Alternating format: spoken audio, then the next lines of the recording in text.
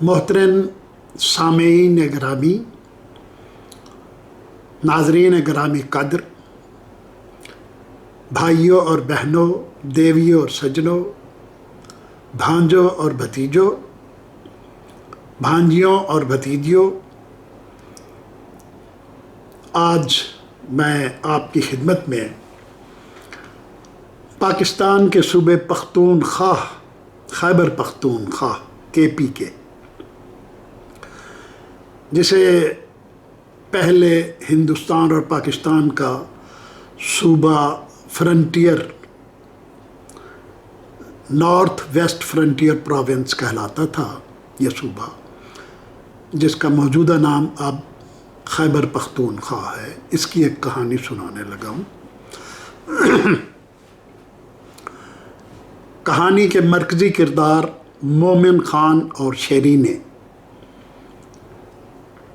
ये दास्तान सूबा पख्तूनख्वा के अलावा अफ़गानिस्तान, तुर्कमेनिस्तान, ताजिकिस्तान, ईरान और पाकिस्तान के दीगर सूबों में भी मकबूल है। बहुत ज़माने पहले की बात है कि ईरान खरासान के इलाके में दो भाई रहा करते थे। बड़े का नाम कलंदर खान और छोटे का नाम समंदर खान था।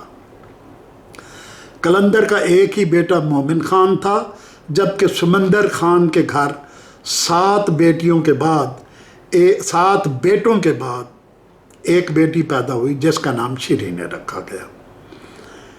यानी कलंदर खान का सिर्फ एक बेटा मोमिन खान था, जबकि समंदर खान के 7 बेटे और एक बेटी, बेटी का नाम शेरीने रखा गया। दोनों भाइयों में बहुत तावन, प्यार, मोहब्बत और इत्तफाक था। उन्होंने अपने रिश्ते को मजबूत करने के लिए एक शानदार दावत का एहतमाम किया, जिसमें इलाके के बड़े बड़े खान और ज़ोमा शरीक हुए। इस दावत में दोनों ने मोमिन और शेरीने के बचपन में ही उनकी निस्बत तय कर दी कि जब ये बड़े होंगे तो इनकी शादी कर दी जाएगी। कुछ अरसे बाद हालात ने यकदम करवट बदली। कलंदर खान और समंदर खान आगे पीछे दोनों इंतकाल कर गए। समंदर के बेटों ने अपने सबसे बड़े भाई ज़फ़र खान की क़यादत में तिजारत और ज़िम्मेदारी में साजगार हालात की वजह से बहुत दौलत कमाई। दूसरा, वो 7 भाई थे और अमीर से अमीर तर होते चले गए, जबकि मोमिन खान अकेला होने की वजह से कड़े हालात का मुकाबला न कर सका और गरीब से गरीब तर होता गया। हालात बदले तो समंदर खान के घराने ने मोमिन और उसकी माँ से तकरीबन अलहदगी इख्तियार कर ली। मोमिन खान जवान हुआ तो वो पूरे इलाके में अपनी बहादुरी, जुर्रत, जवां मर्दी और खूबसूरती के लिए बहुत मशहूर हो गया। तलवारबाजी और तीर अंदाजी में उसका कोई सानी नहीं था। वो कुश्ती, पहलवानी, ज़ोर आजमाई और हर किस्म के देहाती खेलों में सबसे आगे रहता। दूसरी तरफ शेरीने के हुस्न जमाल का भी कोई सानी नहीं था। उसे इस बात पर बहुत नाज था कि वो अपने इलाके के सबसे अमीर घराने की दोशीज़ा और सबसे बहादुर शख्स की मंगेतर है। वो बहुत नेक सीरत और शर्म व हया का पैकर थी, मगर दिल में अपने मंगेतर मोमिन खान से प्यार करती थी, जो उसका जीवन साथी बनने वाला था। मगर उसे पता नहीं था कि उसके भाइयों की नीयत में फतूर आ चुका है और वो अपने गरीब चचाजाद भाई को अपनी बहन का रिश्ता देने पर आमादा नहीं थे। वो उसके लिए किसी बड़े घराने के रिश्ते की तलाश में थे। वो अपने बाप और चचा के कौलो इकरार से मुकर चुके थे। मोमिन खां को भी अपने चचाजादों की बदनीयती का कुछ अंदाज़ा हो चुका था, मगर उसका शेरीने से कोई राब्ता नहीं था, ना ही राब्ता मुमकिन था। गांव में बातें होने लगी कि मोमिन को शेरीना नहीं मिलेगी, लिहाजा कोई और किस्मत आजमाए। ऐसी ही किसी बात पर मोमिन का एक नौजवान से झगड़ा हो गया और उसने मार मार कर उस नौजवान का रगड़ा निकाल दिया। मार खाते हुए नौजवान ने अपने दिल की भड़ास निकालने के लिए मोमिन को ताना दिया कि अगर तुम इतने ही दलेर और बहादुर हो तो जाकर अपने मंगेतर को ब्याह कर घर ले आओ। मोमिन खान घर आया तो उसने अपनी माँ से मुतालबा किया कि वो चचा के घर जाकर ज़फ़र खान से शादी की बात करे, यानी अपने सबसे बड़े चचाजाद भाई से बात करे। मगर माँ ने उसे समझाया कि अब तुम शेरीने को भूल जाओ, क्योंकि हम गरीबों का उन रईसों से कोई जोड़ नहीं। दूसरा तुमने सुना तो है कि वो शेरीने के लिए कोई और रिश्ता ढूंढ रहे हैं। मगर मोमिन ने माँ से कहा कि तुम एक बार जाकर उनसे बात तो करो, बुरे को उसके घर तक छोड़ के आओ, फिर हम देखेंगे कि हमें अपनी इज्जत बचाने के लिए क्या करना है। मोमिन के मजबूर करने पर उसकी माँ उसके चचा के घर गई। सारे भाई उसको देखकर हंसने लगे और बोले, चाची क्या आटा लेने आई हो? मोमिन की माँ शर्म से पानी पानी हो गई और कोई बात किए बगैर उल्टे कदमों वापस आ गई। मोमिन ने उसकी बात सुनकर कहा, अम्मा तुम्हें यूं बात किए बिना नहीं आना चाहिए था। हम उनसे कोई उधार नहीं मांग रहे, अपना हक मांग रहे हैं, बल्कि अपनी अमानत और अपना कर्ज मांग रहे हैं। तुम एक बार दोबारा उनके पास जाओ और डट कर उनसे बात करो। तुम घबराओ नहीं, तुम्हारा बेटा अभी जिंदा है। अगर उन्होंने तुमसे कोई बदतमीज़ी की या तुम्हारी बेइज्जती की तो यकीन करो उन सातों के सर उनकी गर्दनों पर नहीं रहेंगे, अगर उन्होंने कोई ज्यादती की तो। मोमिन ने अपनी जुर्रत माँ के अंदर उंडेल दी तो वो एक बार फिर उनके घर गई और बोली, मैं तुमसे कोई आटा या खैरात मांगने नहीं आई हूँ, मैं अपने बेटे की मांग लेने आई हूँ। मुझे कि शादी की तारीख दो। याद रखो ये तुम्हारे बाप और चचा का कौल है। पश्तून अपनी ज़िंदगी लुटा देते हैं मगर अपने इकरार से नहीं फिरते। चाची की बातें सुनकर उनकी गर्दनें ढलक गईं। फिर भी छोटा डिठाई से बोला, चाची तुम जानती तो हो कि अब हमारा तुम्हारा कोई जोड़ नहीं रहा। मोमिन तो शीरीने का हक मेहर अदा करने के भी काबिल नहीं। तुम उसकी शादी अपने जैसों में कर दो और हमें माफ़ कर दो। मखमल में टाट का पैबंद नहीं लगता और मछली घर में कीड़े नहीं पनप सकते। ज़फ़र खान ने जब अपने छोटे भाई की कड़वी कसीली बातें सुनी तो उसने टोक दिया और बोला, चाची तुम कादिर की बात का बुरा नहीं मनाना। मैं अपने बाप की आन पर हर्फ नहीं आने दूंगा। हम अपने बुज़ुर्गों का कौल व करार पूरा करेंगे। तुम यूं करो, मोमिन खान से जाकर कहो कि वो 7 खच्चरों पर सोने के बोरे बतौर हक मेहर लाद के ले आए और शेरीने को बया कर ले जाए। ये उन्होंने हक मेहर मांग लिया कि 7 खच्चरों पर सोने के बोरे लाद के ले आए और हमारी बहन को बया कर ले जाए। मोमिन ने जब अपने चचाजादों का ये मुतालबा सुना तो उसने माँ से कहा कि मैं ज़फ़र खान का ये मुतालबा ज़रूर पूरा करूँगा, मगर यहाँ खरासान में इतनी दौलत कमाना मुमकिन नहीं। मैं हिंदुस्तान जाऊँगा और मतलूबा सोना लेकर लौटूँगा। माँ जब चचा के घर ये बताने गई कि मोमिन सोना लेने हिंदुस्तान जा रहा है तो माँ की मुलाकात शीरीने से भी हुई। वो ये सुनकर सख्त बेचैन हुई कि उसका मंगेतर अपना वतन छोड़कर उसकी खातिर बेवतन हो रहा है और परदेश जा रहा है। तो वो अगले ही दिन किसी बहाने से आकर मोमिन खान से मिली और उसकी मिन्नत समाजत की कि वो हिंदुस्तान ना जाए। शेरीने ने पेशकश की कि इतना सोना वो खुद इंतज़ाम करके उसे दे सकती है, मगर मोमिन ने उसका एहसान लेना मर्दानगी के खिलाफ समझा। चंद दिन बाद वो पूरी तैयारियों के साथ अपने तुर्कमानी घोड़े पर हिंदुस्तान रवाना हो गया। रास्ते में उसे बेशुमार मसाइब और दुश्वारियों का सामना करना पड़ा। जंगल, बयाबान, पहाड़ी घाटियाँ, सहरा, नदी नाले, दरिंदे, बारिश, आंधी, तूफ़ान, चोर, डाकू, लुटेरे, फरेबी, अलगर्ज 1000 किस्म की मुसीबतों का सामना करने के बाद अभी वो हिंदुस्तान की सरहद से कोसों दूर था کہ وہ ایک جنگل میں پہنچا۔ جنگل میں اس نے دیکھا کہ قیامت خیز حسن کی مالک ایک بہت خوبصورت دوشیزہ ایک درخت کے ساتھ ٹیک لگائے بہت اداس اور مضمحل بیٹھی تھی، اور اس کے ارد گرد 4 وحشی قسم کے لوگ اسے گھیرا دیے بیٹھے تھے۔ اس نے گھوڑا روکا اور اتر کر حسینہ کی مدد کے لیے آگے بڑھا۔ اسے آگے بڑھتے دیکھ کر کسی میں کوئی جنبش نہ ہوئی، جیسے وہ پتھر کے بت ہو۔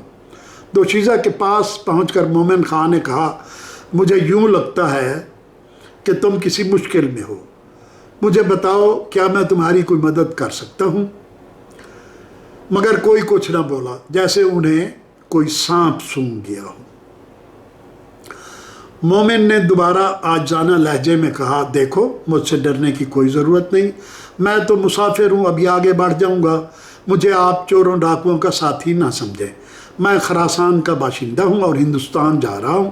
اگر آپ لوگ کسی مشکل میں ہیں تو آپ مجھ پر بھروسہ کر کے اپنی بپتا مجھے سنائیے، شاید میں آپ کی توقع سے بڑھ کر آپ کی کوئی مدد کر سکوں۔ حسینہ پھر بھی کچھ نہ بولی، مگر ان جنگلیوں میں سے ایک ہمت کر کے بولا، اے مہربان اجنبی، تم اس وقت شیر گڑھ کی راجدھانی میں ہو، یہ سامنے حوروں جیسی دوشیزہ یہاں کے راجہ واصل کی اکلوتی شہزادی گل خوبانہ ہے۔ مسئلہ یہ ہے کہ کچھ مہینوں سے ہماری راجدھانی میں ایک بہت بڑی بلا جیسا اژدہا آ گیا ہے، جس نے ہم سب کی زندگی اجیرن کر دی ہے۔ وہ روزانہ ایک مرد یا عورت کی بھینٹ لیتا ہے اور اسے زندہ نگل جاتا ہے۔ اگر ہم خود اس کو بھینٹ نہ دیں تو وہ آبادی میں گھس آتا ہے اور کئی بندے کھا جانے کے علاوہ لوگوں کے کچے پکے گھر بھی مسمار کر جاتا ہے۔ اب ہم خود باری باری ایک ایک گھر سے ایک قربانی لیتے ہیں اور اسے یہاں جنگل میں چھوڑ جاتے ہیں، اور اژدہا آ کر اس کو نگل لیتا ہے۔ اتفاق سے آج قرہ بادشاہزادی گل خوبانہ کے نام نکل آیا ہے۔ ہم چاروں کا ہار اپنی معصوم اور پریوں جیسی شہزادی کو اس خونخوار اژدہے کے کھانے کے لیے چھوڑنے آئے ہیں، اور یہ ہے ہماری اداسی اور پریشانی کی وجہ۔ مومن خان یہ سارا قصہ سن کر بہت ملول ہوا، اس کا دل بھر آیا۔ اس نے چاروں کہاروں سے کہا، ٹھیک ہے، اب تم جاؤ، اب میں شہزادی صاحبہ کی نگرانی کروں گا اور انہیں اژدہے سے بچانے کی کوشش بھی کروں گا۔ اگر میری جان شہزادی کو بچانے کی خاطر چلی جائے تو مجھے کوئی غم نہیں۔ اژدہے نے ایک بندہ کھانا ہے تو وہ شہزادی کی بجائے مجھے کھا لے گا، اس طرح شہزادی کی جان بچ جائے گی۔ تم سب لوگوں کی جان میں اس خوفناک بچا سے بچانے کی کوشش کروں گا۔ ان کے جانے کے بعد وہ چاروں اس کی یہ پر اعتماد گفتگو سن کر ان کی تسلی ہو گئی اور وہ اس پر اعتماد کر کے چلے گئے۔ ان کے جانے کے بعد گل خوبانہ بولی، آپ میری خاطر اپنی جان کو خطرے میں نہ ڈالیے، وہ اژدہا بہت بڑی بلا ہے اور بیک وقت کئی انسانوں کو نگل سکتا ہے۔ یہاں آپ کو دیکھ کر وہ یقیناً میرے ساتھ ساتھ آپ کو بھی نگل جائے گا۔ مومن بولا، رانی صاحبہ، اگر یہ زندگی آپ کو بچانے کے کام آ جائے تو میں ایسی 1000 جانیں ایک انسان کو بچانے کے لیے قربان کر سکتا ہوں۔ میں اژدہے سے مقابلہ انسانیت کے ناطے کروں گا، مجھے آپ سے یا آپ کے بابا سے کچھ نہیں لینا۔ میں ایک فقیر منش انسان ہوں اور اپنی زندگی کو دوسرے انسانوں کی امانت سمجھتا ہوں، لہٰذا آپ میرے بارے میں فکر مند نہ ہوں۔ اس کی یہ ساری بات سن کر اسے گل خوبانہ کو اس اجنبی پر بہت پیار آیا اور وہ دل ہی دل میں خدا کا شکر ادا کرتے ہوئے سوچنے لگی کہ شکر ہے اس ذات پاک کا جس نے مرنے سے پہلے ایک فرشتے کا دیدار نصیب فرمایا۔ اس کے بعد دونوں درخت سے ٹیک لگا کر اژدہے کا انتظار کرنے لگے۔ मोमिन कई दिनों का थका हारा चला आ रहा था। यहाँ जंगल की ठंडी ठंडी हवा के हलकोरों ने उस पर गनूदगी तारी कर दी। उसने गुलखुबाना से कहा, मैं ज़रा आँख लगाने लगा हूँ, जो ही आपको अजदहे के आने की सरसराहट महसूस हो आप मुझे जगा देना। उसके बाद उस पर बेहोशी की नींद तारी हो गई। गुल ने उसका सर उठाकर अपनी गोद में रख लिया और उसके बालों में उंगलियां फेरने लगी। उसे अपनी जवाना मौत का एहसास बुरी तरह तड़पाने लगा और वो बोली, ऐ मौत, तुझे भी आज ही आना था। कुछ दिन तो मुझे इस प्यारे नौजवान की मोहब्बत में गुजार लेने देती। इस सोच पर उसका दिल भर आया। उसने फैसला किया कि जब अजदहा आएगा तो वो बेहोशी की नींद सोए हुए इस नौजवान को बेदार नहीं करेगी और ख़ुद आगे बढ़कर अजदहे का तरने वाला बन जाएगी। इतनी देर में उसे दूर से झाड़ियों और दरख्त टूटने की आवाज़ें आने लगीं, जो अजदहे के आने का इशारा था। उसने निहायत आहिस्तगी से मोमिन का सर उठा के ज़मीन पर रखना चाहा। इस ख्याल से उसकी आंखें भर आईं कि अगर अजदहे ने इस नौजवान को देख लिया या इसकी बू सूंघ ली तो वो इसे भी खा जाएगा। तब चंद आंसू उसकी आंखों से टपके और गुलाबी गालों से लढ़कते हुए मोमिन के चेहरे पर जा गिरे। गर्म गर्म आंसुओं की नरम हिद्दत महसूस करके मोमिन जाग गया और जागते ही उसने देखा कि एक पहाड़ रेंगता हुआ उनकी जानिब आ रहा है। उसने गुलखुबाना को एक दरख्त के पीछे छुपाया और खुद तलवार सौंप कर अजदहे के सामने आ गया, जैसे आज राजा ने उसे उसका तरने वाला बनाकर भेजा था। गुल ने देखा कि अजनबी को देखते ही अजदहे ने एक जोरदार सांस अपने अंदर खींची, जिससे मोमिन उड़ता हुआ उसके हलक में जा अटका और उसकी तलवार उसके हलक को चीरती हुई बाहर को निकली। अजदहे ने दूसरा सांस खींचा तो तलवार और मोमिन उसके जबड़ों और मैदे को चीरते हुए अंदर चले गए। अंदर जाते ही मोमिन ने अपना हौसला बहाल रखा और अजदहे के अंदरूनी जिस्म को गाजर मूली की तरह काटने लगा। 1 या 2 मिनट के अंदर अंदर मोमिन अजदहे के टुकड़े काट कर बाहर निकल आया। फिर यहीं पर बस नहीं किया बल्कि उसके जिस्म के मज़ीद टुकड़े करने लगा। इस लड़ाई में अजदहे के मुंह से ऐसी ऐसी खौफनाक आवाज़ें निकली कि पूरा जंगल तो जंगल, शहर भर ने ये मुहीब आवाज़ें सुनी। अजदहे के डकराने से शहर में यूं लग रहा था जैसे जलजला आ गया हो। लोग जंगल की तरफ दौड़े चले आए कि देखे तो सही माजरा क्या है। यहाँ उन्होंने मोमिन को अजदहे को काटते और उसके टुकड़े करते देखा तो वो अपनी अपनी तलवारें लेकर आए और जिसके हाथ में जो टुकड़ा लगा वो उसे लेकर राजा के दरबार में हाँफता कांपता पहुँचा और अजदहे को मारने के एवज इनाम व इकराम का तलबगार बन गया। इधर मोमिन ने यह तमाशा देखा तो गुलखुबाना को कुछ कहे बगैर खिसक गया और हिंदुस्तान को रवाना हो गया। उधर जब गुलखुबाना सही सलामत बादशाह के पास पहुंची तो बादशाह की खुशी का कोई ठिकाना न रहा। पूरी राजधानी में 7 दिन के जश्न का ऐलान कर दिया गया। खजानों के मुंह खोल दिए गए, मगर शहजादी थी कि बहुत दिलगीर, उदास, अफसुर्दा और परेशान। किसी को कुछ समझ नहीं आता था कि आया वो अपने जिंदा बच जाने पर अफसुर्दा है या अजदहे की हलाकत पर मलूल है या कोई और बात है। अजदहे को मारने वालों का अजदहाम इकट्ठा हुआ तो बादशाह उन सब को देखकर हैरान हो गया कि पूरे मुल्क के लोगों ने मिलकर अजदहे को हलाक कर दिया है। इस मौके पर शहजादी बाप को एक कमरे में ले गई और सारा माजरा उसे कह सुनाया कि किस तरह एक अजनबी शख्स ने ये सारा कारनामा सर अंजाम दिया है।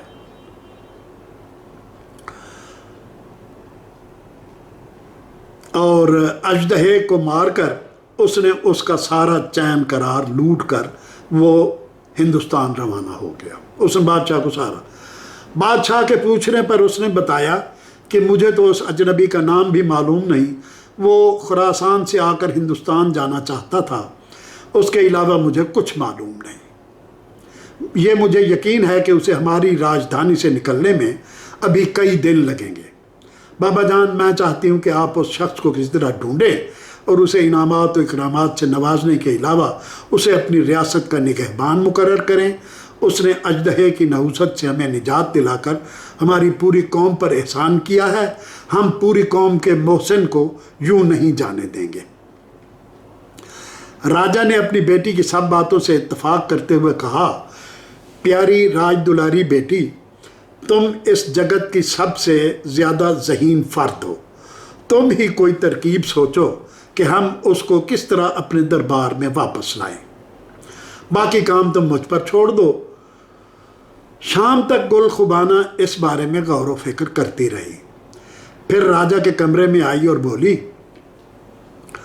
آپ اژدہے کی ہلاکت کی خوشی میں ایک بہت بڑی شاندار ضیافت کا اہتمام کریں اور اپنے نقیبوں کے ذریعے پوری ریاست میں اعلان کرا دیجئے کہ ہر مرد جوان بوڑھا اس دعوت میں لازمی شرکت کرے، ورنہ اسے قید کر دیا جائے گا۔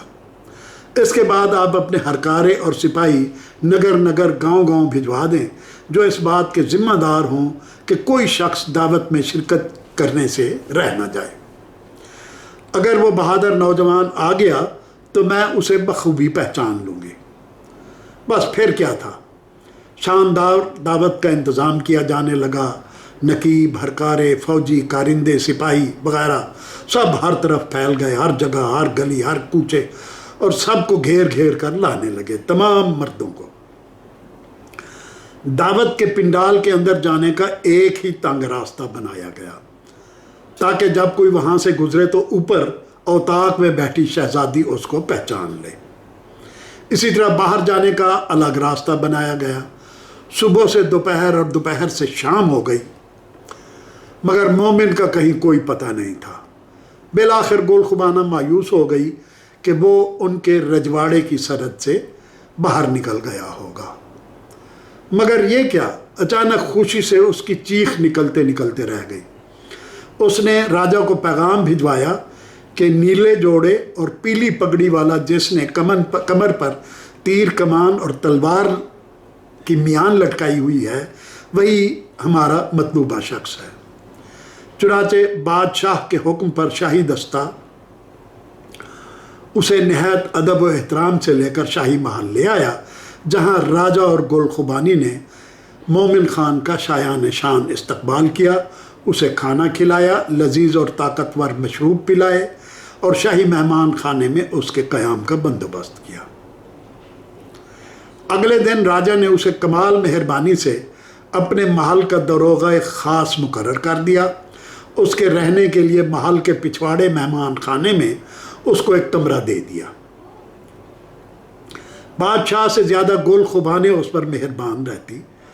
راجا سمجھتا تھا کہ گل کی زندگانی اس شخص کی مرہون منت ہے، لہٰذا وہ بھی گل اور مومن کے اختلاط پر زیادہ چیں بجیں نہ ہوتا۔ مومن اپنی ڈیوٹی نہایت ایمانداری سے سر انجام دیتا تھا، مگر اسے ہر وقت ہندوستان جانے کی پڑی رہتی، جیسے اسے یقین تھا کہ ہندوستان پہنچتے ہی اسے سونے سے لدے ہوئے 7 خچر مل جائیں گے۔ گل اس سے لگاوٹ اور محبت کی باتیں کرتی تو وہ بہت جزبز ہوتا اور سوچوں میں غرق رہتا۔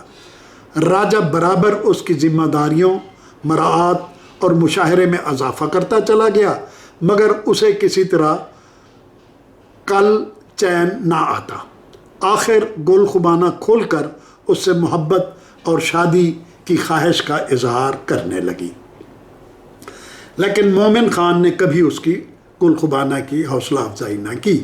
تنگ آ کر گل نے راجا کی معرفت مومن کو شادی کا پیغام بھجوایا۔ اب مومن کے پاس فرار کا کوئی راستہ نہیں تھا۔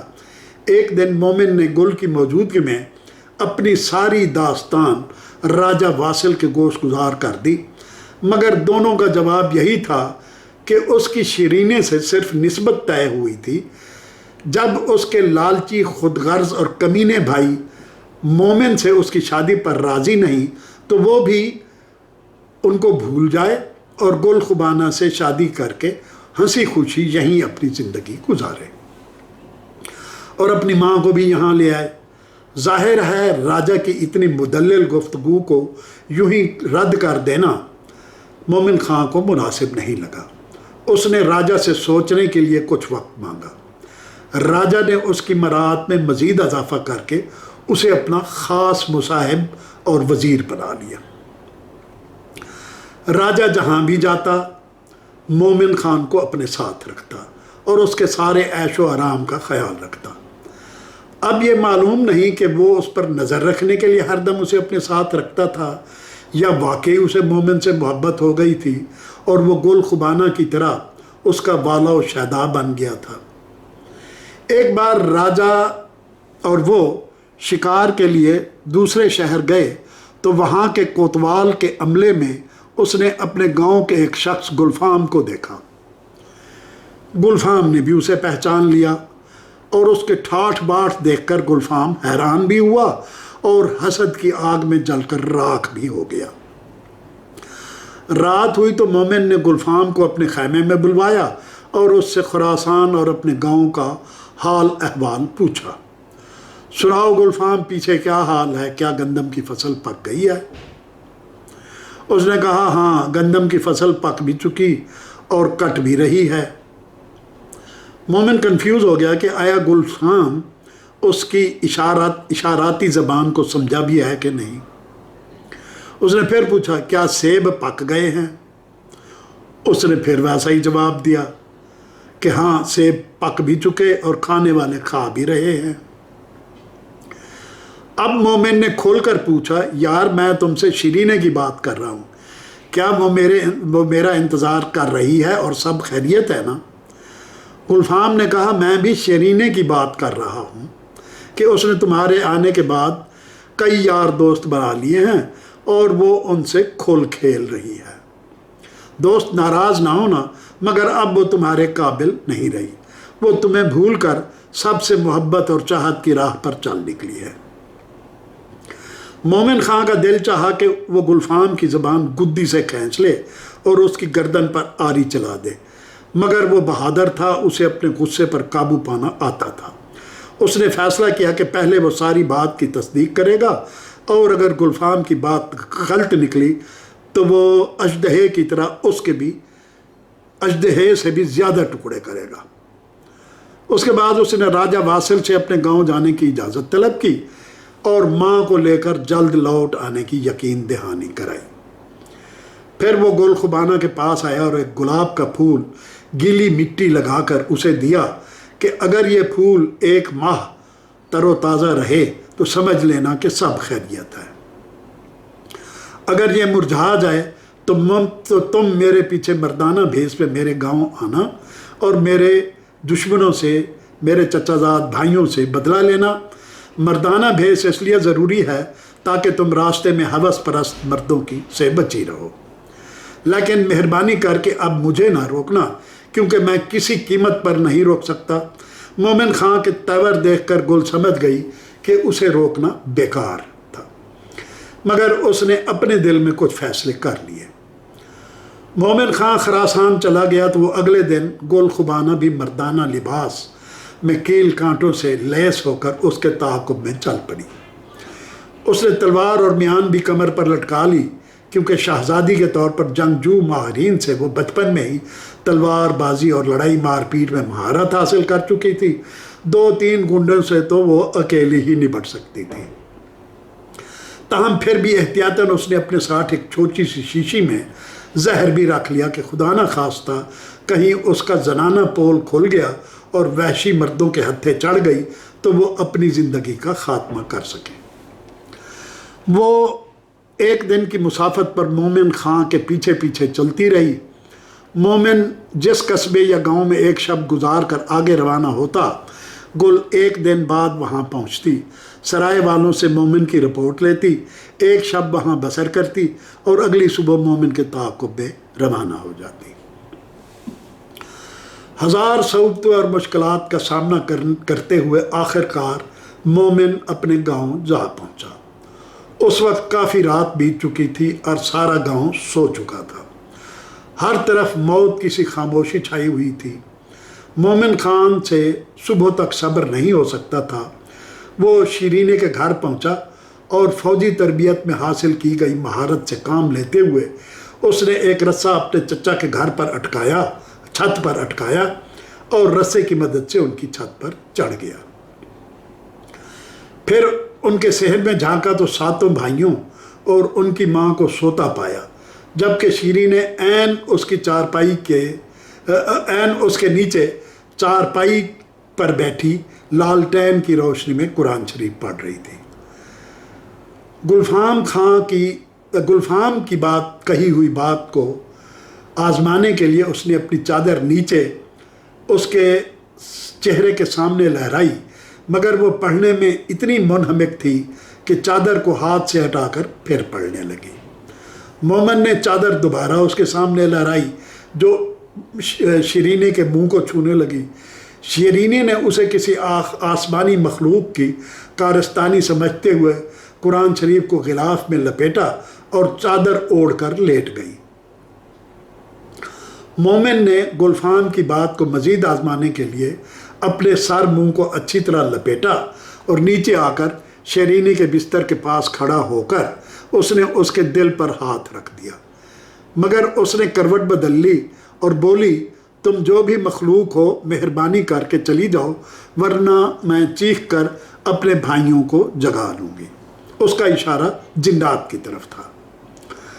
मोमिन को उसकी अदाओं पर बहुत प्यार आया और उसे यकीन हो गया कि गुलफाम ने जो कुछ कहा था वो झूठ था। वो प्यार से शीरीने के बालों में हाथ फेरने लगा। शीरीने ये सोच कर के कोई गैर मर्द उसे छेड़ रहा है, उसने ज़ोर से चीख मारी जिससे उसके सारे भाई जाग उठे। उन्होंने एक मर्दाना हेवले को अपनी बहन के सराहने खड़े देखा तो आओ देखा न ताओ अपनी तलवारें उठाईं और मोमिन खां के सीने में भोंक दी। वो शदीद ज़ख्मी होकर शीरीनी की चारपाई के पास नीचे गिरा और उसका सर एक तरफ ढुलक गया। तब ज़फ़र खान ने उसकी लाश को घसीट कर बरामदे में ला डाला और अपने छोटे भाइयों से बोला, आधी से ज़्यादा रात गुजर चुकी है, तुम सब दोबारा सो जाओ, सुबह उठकर देखेंगे कि ये खिंजीर कौन था जिसने हमारे घर चोरी करने की जुर्रत की। शीरीनी के भाई तो मोमिन खान को मुर्दा समझकर घोड़े बेचकर सो गए, मगर मोमिन बहुत सख्त जान था। शदीद ज़ख्मी होने के बावजूद वो अभी तक जिंदा था और आखिरी सांसें लेते हुए कराह रहा था। उसकी कराहें सुनकर शीरीने बेताब हो गई। वो कराहों से पहचान गई कि ये मोमिन खान है। उसके खून की खुशबू भी उसने पहचान ली। उसने उठकर अपनी माँ को जगाया और बताया कि भाइयों ने अनजाने में मोमिन खान को शदीद ज़ख्मी कर दिया है। फिर वो रोने और हिचकियाँ लेने लगी। उसकी माँ बोली, अब क्यों रोती हो? तुमने खुद ही तो मोमिन का ये हाल किया है। चीख चीख कर भाइयों को तुमने उठाया और कत्ल करवाया, अब खुशी के चिराग जलाओ। शीरीने जल कर बोली, हाँ मैंने मरवाया है। उसे किसने कहा था मुझसे शादी की तमन्ना करे? उसे क्यों पता नहीं चला कि मैं एक जालिम माँ के कातिल बेटों की बेवफा बहन हूँ? उसे क्यों पता नहीं चला कि मैं एक जालिम माँ के कातिल बेटों की बेवफा बहन हूँ? उसकी माँ ने कहा, अभी जली कटी ना सुनाओ, भाग के जाओ और मोमिन खां की माँ को बुला लाओ ताकि वो अपने दम तोड़ते हुए बेटे का आखिरी दीदार कर सके।